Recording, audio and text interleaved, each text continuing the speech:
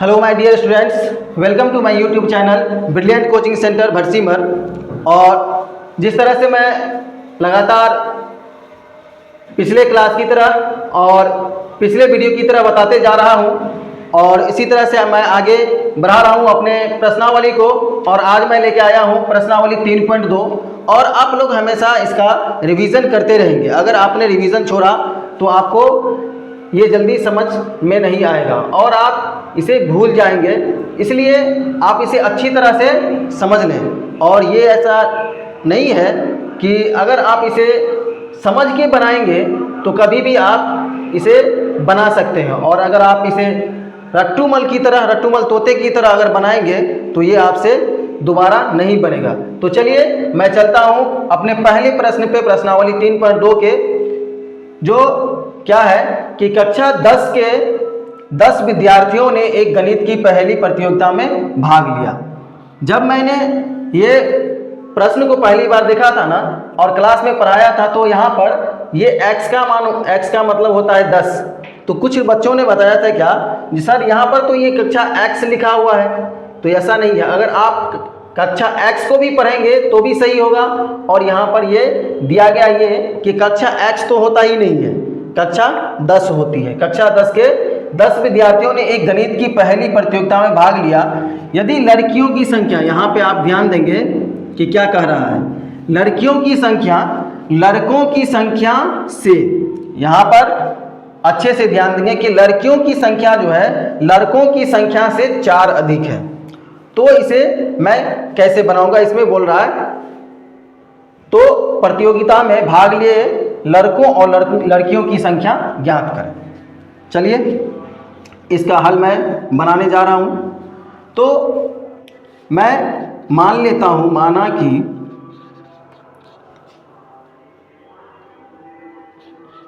लड़कों की संख्या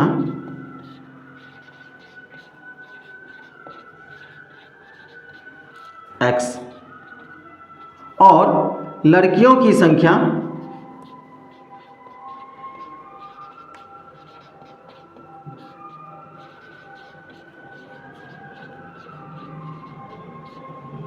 y। आप अगर ऐसा ये भी कर सकते हैं कि सिर्फ एक ही चर मान सकते हैं, लेकिन यहाँ पर ये प्रश्नावली 3.2 जो है वो 2 चर वाले रैखिक समीकरण है, इसीलिए मैंने दोनों को अलग अलग माना। अब यहाँ पे क्या कह रहा है कि लड़कियों की संख्या यानी y जो है वो लड़कों की संख्या से 4 अधिक है। तो लड़कों की संख्या x इससे 4 अधिक। अगर 4 कम कहता तो माइनस करता, अगर 4 अधिक कह रहा है तो इसमें +4 करेंगे। ये मेरा पहला समीकरण बनेगा। अब मैं इसे x को इधर और y को इधर ले आता हूँ, तो x minus y equal to क्या हो जाएगा, -4। यानी ये मेरा पहला समीकरण बन गया। अगर आप इसे और आगे से समझना चाहते हैं तो अगर मैं 4 को इधर ले जाता हूं और y को इधर ले आता हूं तो यहाँ पे -4 equal to x minus y, यानी x minus y equal to -4। ये पहला समीकरण हो गया। और अब यहाँ पे देखिए आपको दूसरे समीकरण के लिए तो कुछ दिया गया नहीं है, तो आपको यहाँ समझना होगा पहले लाइन में कि कक्षा 10 के 10 विद्यार्थी, यानी ये जो क्लास 10 है उसके टोटल विद्यार्थियों की संख्या यानी लड़कों और लड़कियों की संख्या 10 है। यानी मेरे पास दूसरा इक्वेशन क्या आ जाएगा, x प्लस वाई यानी लड़कों की संख्या और लड़कियों की संख्या इक्वल टू 10। ये मेरा समीकरण नंबर 2 आ जाएगा। अब इसे बोल रहा है क्या, जो इस प्रश्न को आप पढ़ेंगे तो उसके हेडिंग में आपको लिखा होगा कि इसे ग्राफीय रूप में व्यक्त करके आप इसे बनाइए। तो इसे मैं ग्राफीय रूप में बनाऊंगा, इसके लिए मुझे कम से कम x के 2 वैल्यू और y के 2 वैल्यू चाहिए। तो मैं दोनों को अलग अलग बनाता हूं। x minus y equal to -4 के लिए x इक्वल टू हो जाएगा y माइनस 4। अब मैं इसके लिए निकालता हूं x और y। आप लोगों ने पढ़ा होगा पीछे निर्देशांक ज्यामिति। तो निर्देशांक ज्यामिति और इससे पहले आपने ग्राफ बनाना सीखा होगा और उसमें वैल्यू निकालना, उसमें मान निकालना सीखा होगा। उसी तरह से मैं यहाँ पे निकाल रहा हूँ। तो अगर मैं यहाँ पे y का मान अगर 4 दे देता हूँ तो x का मान हो जाएगा मेरे पास में 0। अगर आप चाहते हैं तो और ले सकते हैं इसमें। अगर x का मान मैं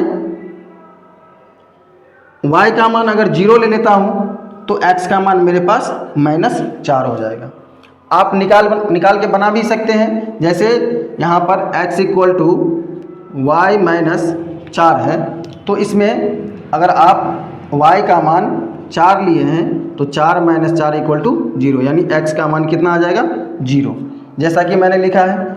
और फिर अगर y का मान 0 लेता हूँ तो x = y - 4, यानी y का मान 0 लूँगा तो 0 - 4 यानी -4, तो x का मान -4 आ जाएगा। फिर इसी तरह से x + y = 10 का मैं निकालूंगा। तो इसके लिए भी कम से कम 2 मान मुझे लेने होंगे। तो x और y, इसको मैं लिख सकता हूँ x = 10 - y। और मैं जितना छोटा से छोटा मान ले सकूँ उसे ग्राफ पर व्यक्त करने में मुझे अच्छे तरह से आ जाएगा। अब अगर मैं x का मान 5 अगर मैं y का मान 5 लेता हूँ, जो बराबर के उस साइड है उसी का मान मैं पहले लूँगा और ये अपने मन से कोई भी प्राकृतिक संख्या लूँगा जिसे मैं ग्राफ पे व्यक्त कर सकता हूँ। तो x = 10 - y, यानी y का मान 5 लिया तो x का मान भी 5। अगर y का मान मैंने 4 लिया तो x का मान 6। अब मैं इसे ग्राफ पे व्यक्त करूंगा।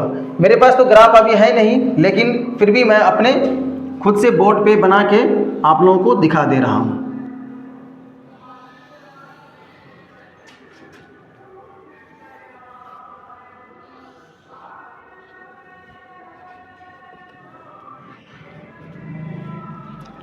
ये x एक्सिस,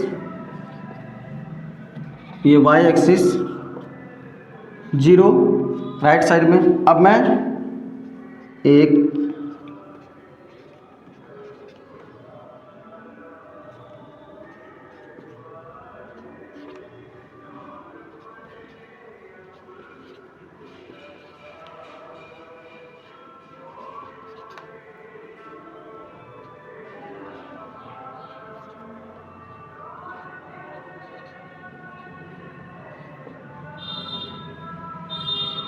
थोड़ा टाइम इसमें लगेगा क्योंकि मुझे बोर्ड पे बना रहा हूँ, इसलिए मैं इसे ग्राफ में भी बना के आपको उस वीडियो में अटैच करके डाल दूंगा।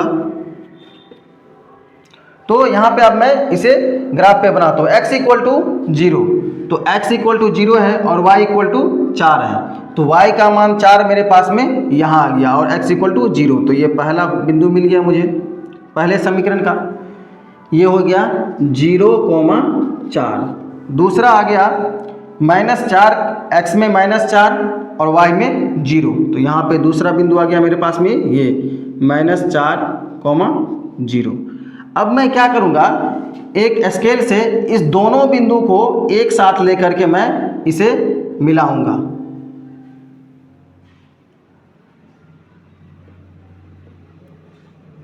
मैं यहाँ पे डॉट डॉट डॉट करके बना दे रहा हूँ, लेकिन आप लोग इसे स्केल से ही मिला के बनाएंगे। ये हो गया इस समीकरण, यानी x = y - 4 का ये ग्राफ हो गया। दूसरा x = 5 और y = 5, x = 5 यहाँ पे और y = 5 यहाँ पे, तो दोनों आके जो मिलेगा मैं डॉट डॉट से समझा दे रहा हूँ।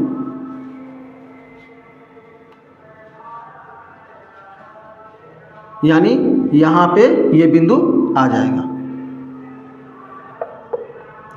तो ये एक बिंदु हो गया 5,5। दूसरा बिंदु आ जाएगा 6,4, 6 यहाँ पे और 4 यहाँ पे, तो ये आ जाएगा, ये मेरे पास में आएगा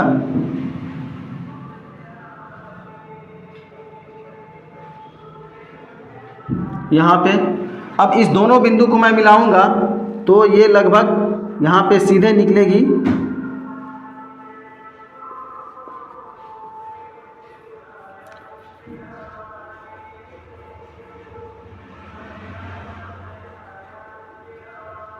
और ये कहीं ना कहीं जब ये दोनों लाइन आगे बढ़ेगी तो ये कहीं ना कहीं जाके यहाँ पे मिलेगी। तो इसी तरह से इसे ग्राफ पे व्यक्त कर सकते हैं और जहाँ पे वो मिलेगी वही x का मान और y का मान होगा। जो दोनों ग्राफ जहाँ पर जाके मिलेगी वही क्या कहलाएगी, इसके x का मान और y का मान निकलेगा। और इसी तरह से हम इसे व्यक्त कर सकते हैं ग्राफीय रूप में। चलिए मैं अगले क्वेश्चन को लेकर आता हूँ और प्रश्नावली 3.2 के दूसरा क्वेश्चन। चलिए मैं चलता हूँ। अब पहला प्रश्न मैंने बता दिया। अब दूसरे प्रश्न पे चलता हूँ जो प्रश्नावली 3.2 का है।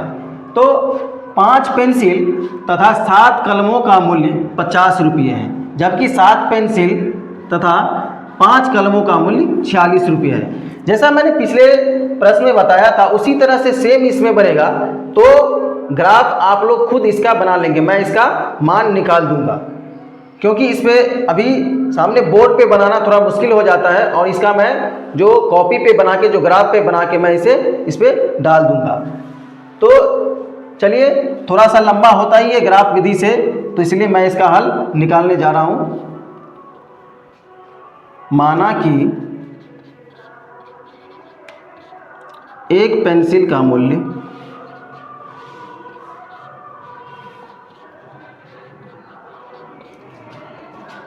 x रुपया तथा एक कलम का मूल्य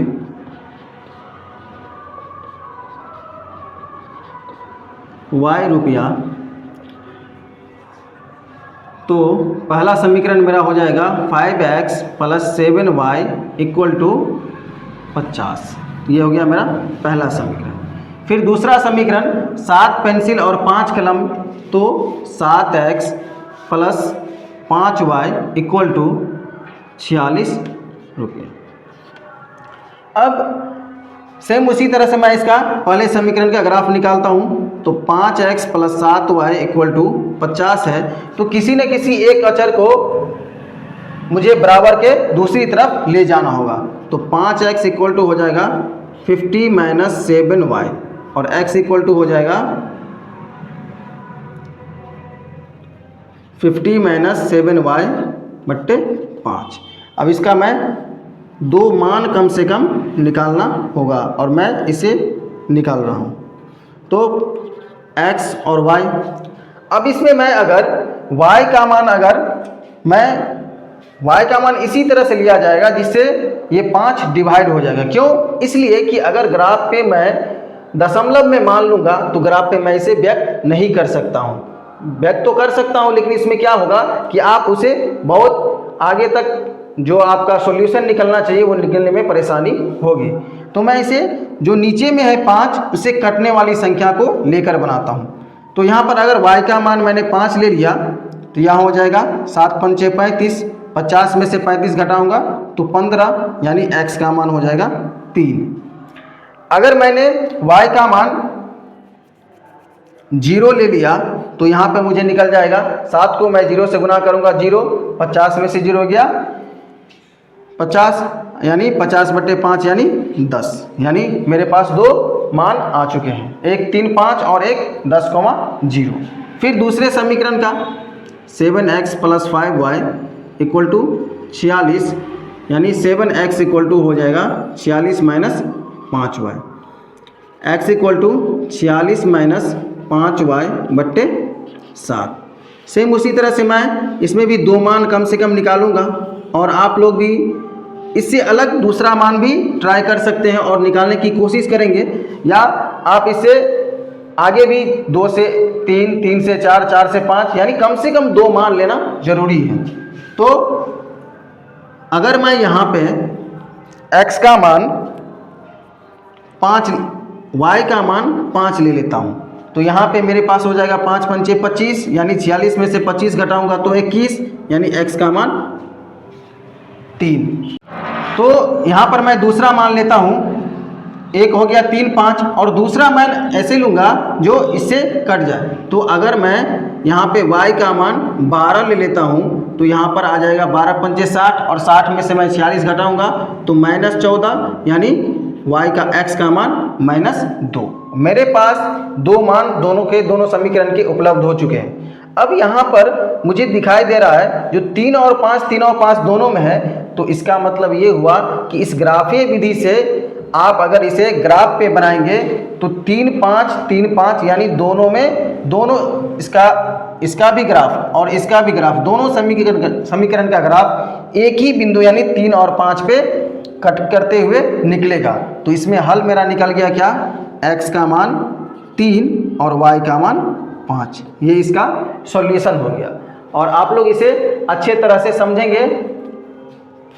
चलिए, जैसा कि मैं प्रश्नावली 3.2 का पहला क्वेश्चन और दूसरा क्वेश्चन मैं बता चुका हूं और उसमें लिखा हुआ है 1 नंबर और 2 नंबर लिखा हुआ है। कक्षा 10 के 10 विद्यार्थी पहला क्वेश्चन था और उसका दूसरा क्वेश्चन था बल्ले और गेंद वाला। अब मैं चलता हूं दूसरे क्वेश्चन पे, जिसमें क्या बोला गया है कि एक समीकरण दिया हुआ है 5x - 4y + 8 = 0 और दूसरा समीकरण है 7x + 6y - 9 = 0। और इसमें दूसरे क्वेश्चन में जो बोल रहा है कि बताइए कि ये प्रतिच्छेदी है या समांतर है या संपाती है। तो मैंने पीछे भी बताया था, मैं यहाँ पे भी बता दे रहा हूँ।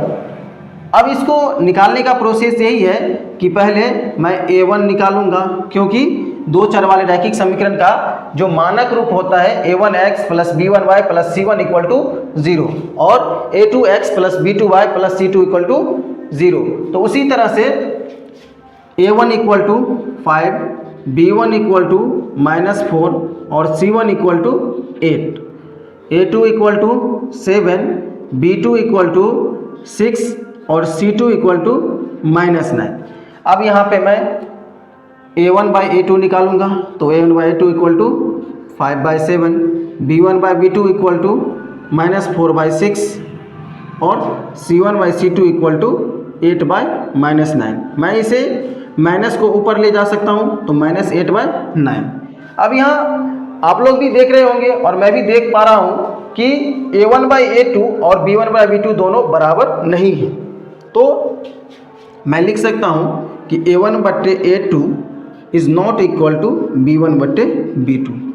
तो इससे मुझे पता ये चलता है कि यहाँ पर आप लोगों ने पीछे इसे पढ़ा होगा और मैंने बताया है और इसका पूरा डिटेल्स बताया है कि प्रतिच्छेदी होती है या समांतर होती है या संपाती, ये सब कब होती है। तो ये इससे क्या होगा कि ये रेखा प्रतिच्छेदी रेखा होगी। इस समीकरण का जो रेखा हम ग्राफ निकालेंगे तो प्रतिच्छेदी रेखा होगी। अब उसी तरह से अगला क्वेश्चन तीसरा क्वेश्चन है और मैं इसी पे बता दे रहा हूँ कि तीसरा क्वेश्चन में भी कुछ नहीं है। सेम मैं इसी तरह से a1 a2 b1 b2 c1 c2 निकालूंगा, फिर दोनों को कंपेयर करूंगा और कंपेयर करने के बाद मैं यहाँ पे देखूंगा कि किस तरह से ये बन आता है। अगर a1/a2 is not equal to b1/b2 होगा तो यहाँ पे अगर तीसरे क्वेश्चन में मुझे क्या पूछ रहा है कि संगत है या असंगत, तो मैंने आप लोगों को बताया है कि संगत कब होती है और असंगत कब होती है। तो इसके लिए जब a1/a2 is not equal to b1/b2 हो तो ये संगत हो जाएगी, इसमें क्या होगी, संगत हो जाएगी। तो यहाँ पर दूसरा क्वेश्चन और तीसरा क्वेश्चन दोनों सेम टाइप से बनेंगे और इसका प्रोसेस भी सेम रहेगा, लेकिन सिर्फ यहाँ पे चेंज ये होगा कि प्रतिच्छेदी रेखा, समांतर रेखा और संपाती रेखा दूसरे क्वेश्चन में लिखा जाएगा, लेकिन तीसरे क्वेश्चन में क्या होगा, संगत या असंगत होगा। चलिए, अब मुझे आशा है कि जो मैंने बताया है अभी तक, यानी पहला क्वेश्चन, दूसरा क्वेश्चन, तीसरा क्वेश्चन, तो मुझे आशा है कि आप लोग इसे अच्छी तरह से समझ गए होंगे और आगे भी समझते रहेंगे। अगर आप लोगों को कोई भी दिक्कत आती हो तो आप मुझे कमेंट बॉक्स में मैसेज करके बता सकते हैं। अब चलिए चौथे क्वेश्चन पे, जो कि मैंने लिख दिया है पहले ही, क्योंकि आप लोगों की सहूलियत के लिए क्वेश्चन रहना जरूरी है। अगर क्वेश्चन नहीं रहेगा तो आप लोग समझ नहीं पाएंगे, फिर आपको अपना बुक निकालना पड़ेगा। तो चलिए, यहाँ पे दिया गया है कि एक आयताकार बाग जिसकी लंबाई चौड़ाई से 4 मीटर अधिक है और उसका अर्ध परिमाप यानी एक आयताकार बाग जो है उसी का अर्ध परिमाप 36 मीटर है। तो इसमें क्या होगा?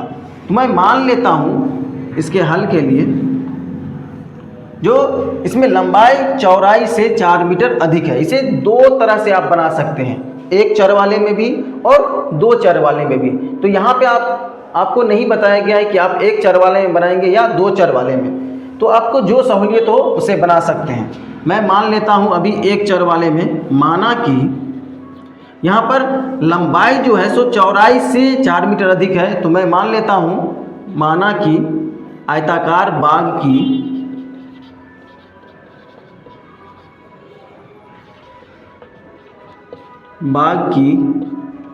चौड़ाई बराबर x मीटर। तो लंबाई क्या हो जाएगी? तो लंबाई हो जाएगी x plus 4 metre, x plus 4 metre. यानी क्या बोल रहा है कि जब लंबाई जो है वो चौड़ाई से 4 मीटर अधिक है।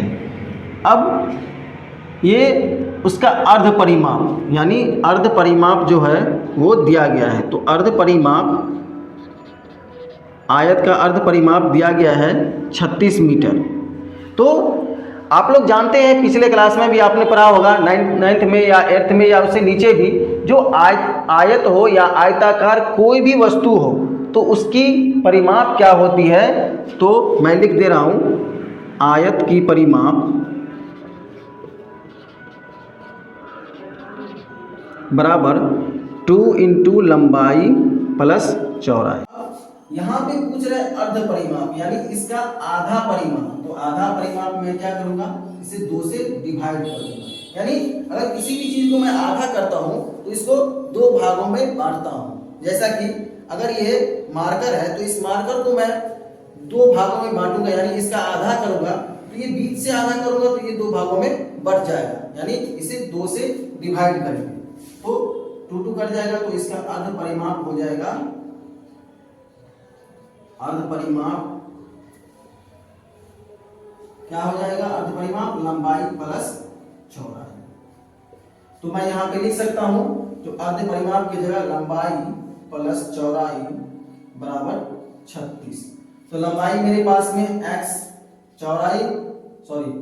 लंबाई मेरे पास में x प्लस 4 और चौड़ाई x इक्वल टू 36, यानी x प्लस 4 प्लस x बराबर 36।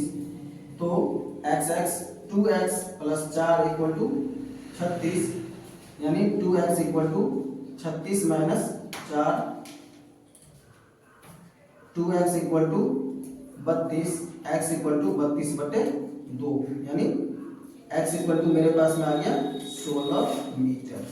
यानी आयताकार बाग की चौड़ाई आ गई 16 मीटर और लंबाई मैं निकालूंगा, चौड़ाई बराबर 16 मीटर और लंबाई मैं निकालूंगा तो लंबाई बराबर ये हो जाएगी x प्लस 4, यानी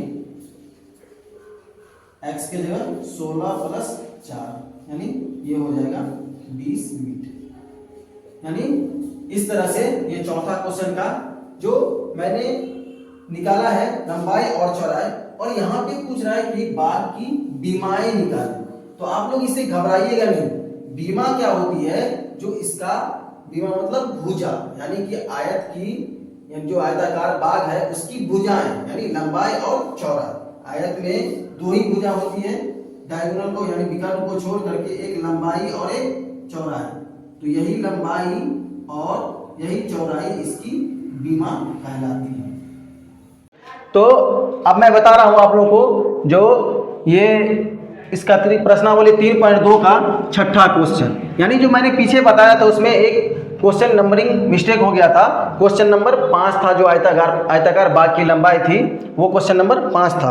उससे पहले मैं ये क्वेश्चन नंबर 6 जो है वो बता दे रहा हूँ, और उसके बाद जो एक क्वेश्चन ग्राफ वाला क्वेश्चन है मैंने उस पर 2 क्वेश्चन बता चुका हूँ। जो पहला क्वेश्चन है क्वेश्चन मैं बता चुका हूँ, तो उसी तरह से आप दोनों क्वेश्चन में उसका मान निकाल करके आप उसी को बनाएंगे। लेकिन एक जो उसमें चेक करना है वो मैं बता दूंगा। तो चलिए, इसमें ये बता रहा है कि 2x + 3y - 8 = 0 दिया गया है।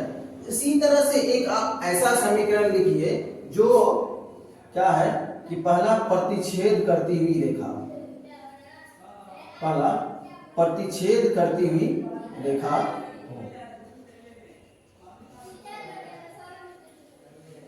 तो प्रतिच्छेद करती हुई रेखा हो, यानी इसमें अगर मैं कोई दूसरा समीकरण लूंगा तो इसमें आना चाहिए क्या, जो a1/a2 is not equal to b1/b2। मुझे सिर्फ इतने से मतलब है।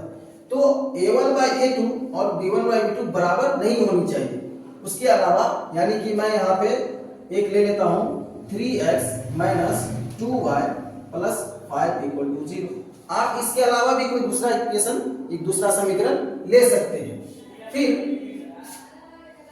दूसरा इसमें बोल रहा है कि समांतर रेखा हो, तो समांतर रेखा होने के लिए इसके लिए जो मेरे पास जो फॉर्मूला है बताया गया है कि a1/a2 = b1/b2 is not equal to c1/c2, ये होना चाहिए। तो मैं एक इक्वेशन लेके आपको समझा देता हूं। यानी एक इक्वेशन मेरे पास में ये दिया गया है, दूसरा इक्वेशन मैं ले लेता हूं 4x + 6y + 3 = 0। यानी मेरे पास ये होना चाहिए कि x और y जो है और y जो मान लूंगा इसका इक्विवेलेंट हो, यानी ये दोनों a1/a2 और b1/b2 दोनों बराबर हो, लेकिन ये c1/c2 इसके बराबर नहीं हो। आप इसके अलावा भी बहुत सारे एग्जांपल ले सकते हैं, और आप ये सोचेंगे कि इसका आंसर क्यों नहीं मिल रहा है। तो आंसर में आपको ऐसा नहीं कहा गया कि आप वही लीजिए, लेकिन आपको जो इक्वेशन कह रहा है जो समांतर रेखा होने के लिए, तो मेरे पास तो प्राकृतिक संख्या बहुत सारे हैं, तो मैं दूसरा भी ले सकता हूं, इसमें घबराने की कोई बात नहीं है। तीसरा कहा गया है जो प्रतिच्छेद करती हुई रेखा, समांतर रेखा और समपाती रेखा। तो समपाती रेखा होने के लिए इसके लिए a1/a2 = b1/b2 = c1/c2 होना जरूरी है। तो इसके लिए एक इक्वेशन मेरे पास दिया गया है। इसी इक्वेशन की तरह मैं इक्विवेलेंट, यानी इसके जो इक्विवेलेंट होंगे वो मैं ले लेता हूं। तो यहां पे ये हो जाएगा कि 6x + 9y - 24 = 0। यानी तीनों बराबर आना चाहिए। आप यहाँ पे चेक करके देख सकेंगे, जो 2 3 या 6, 3 3 या 9, 8 3 या 24, यानी 2 3 6, 3 3 9 और 8 दूनी 24, यानी तीनों a1/a2 = b1/b2 = c1/c2 हो जाएगा। अब चलिए, जो आपका एक क्वेश्चन जो छूट गया था वो रह गया था 5 नंबर क्वेश्चन, जो इसमें बोल रहा है कि संगत है या असंगत। अगर संगत है तो आप इसका ग्राफीय विधि से निकालिए। तो ग्राफीय विधि से निकालने के लिए संगत होने के लिए 2 शर्तें हैं। मैंने वो 2 शर्तें आप लोगों को दिखा दिया है, और आपको ये भी बता दिया है कि जो पहला क्वेश्चन मेरा था, पहला क्वेश्चन जो था और दूसरा क्वेश्चन था, इस दोनों क्वेश्चन में मैंने बता दिया है जो ग्राफीय विधि से मान कैसे निकालेंगे और उसे ग्राफ पे प्लॉट कैसे करेंगे। और अगर आप लोगों को कोई दिक्कत होती हो तो आप लोग मुझे कमेंट बॉक्स में बताएंगे कि मुझे ये दिक्कत हो रही है, मैं इसका जो हल होगा वो सॉल्यूशन निकाल दूंगा। आप लोगों के लिए होमवर्क के रूप में मैं कुछ प्रश्न दे दे रहा हूं, और इसे आप सॉल्व करेंगे और समझेंगे कि किस तरह से। तो आप लोगों को ये बताना है कि ये प्रतिच्छेद करती है या समपाती है या समानांतर है या संगत है या असंगत, इस तीनों में से क्या है और इस दोनों में से क्या है, आप लोगों को बताना है। और मैं क्वेश्चन दे दे रहा हूं, जो 2x + 3y - 4 = 0, 3x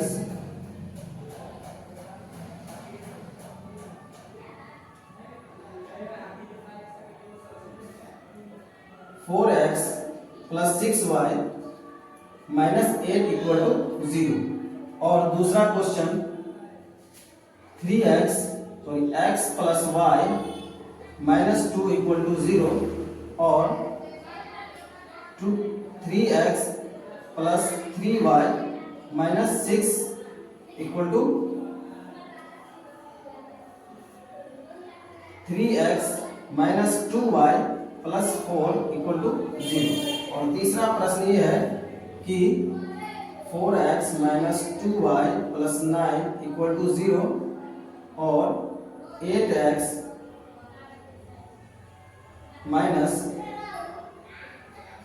4y - 3 = 0। आप लोग इसे हल करेंगे और समझेंगे और बनाएंगे कि इसमें ये प्रतिच्छेद करती है या समपाती है या समानांतर है या संगत है या असंगत, इस दोनों में से कोई एक होगा या इस तीनों में से कोई एक होगा। और अगर आपको कोई समस्या आती हो तो आप इसे जरूर कमेंट बॉक्स में बताएंगे। और मैं आशा करता हूं कि मैंने जो ये प्रश्नावली 3.2 का जो भी प्रश्न बताया है वो अच्छी तरह से आप लोगों को समझ में आ गया होगा। और आप लोग अगर इसे अच्छे तरह से और आगे देखना चाहते हैं, जो भी वीडियो और आगे मैं बना रहा हूं, तो इसके प्रोत्साहन के लिए आप जरूर इसे लाइक कर देंगे और सब्सक्राइब करेंगे।